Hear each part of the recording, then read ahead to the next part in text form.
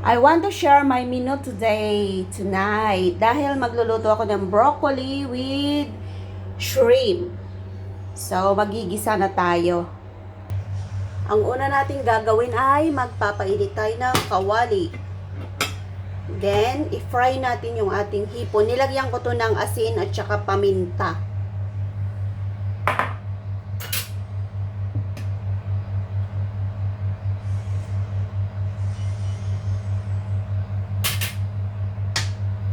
Siyempre, yung ating broccoli, blinange ko na po to.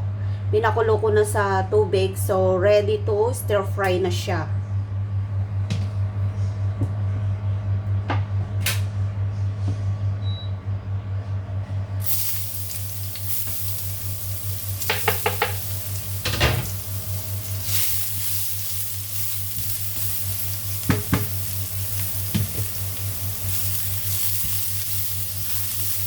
So, itabi muna natin yung bawang and luya.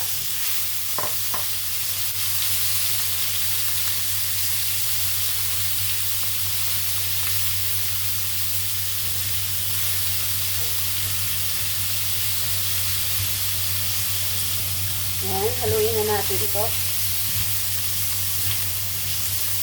So, dito sa Hong Kong, simple lang po yung pagluluto ng pagkain nila. Yan, more on blanch yung mga gulay, binablanch ko na siya para pag iluto ko na yung sahog, madali na lang maluto yung kanyang gulay.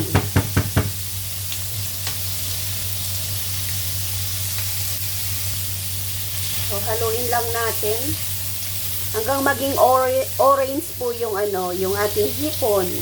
And then, lalagay na po natin yung broccoli. So, ganun lang po kasimple. Lagyan na natin to.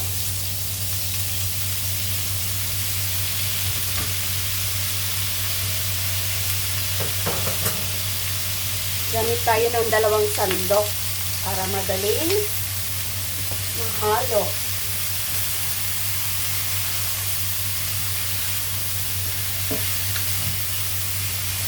So, yan. Ganyan lang kasimple.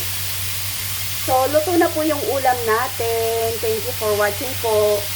Ganyan lang kasimple yung ulam nila sa Hong Kong. So, ano pang hinihintay nyo? Mag-abroad na kayo kung gusto nyo kumita ng 40,000 a month. So, yan. Sandukin na natin to.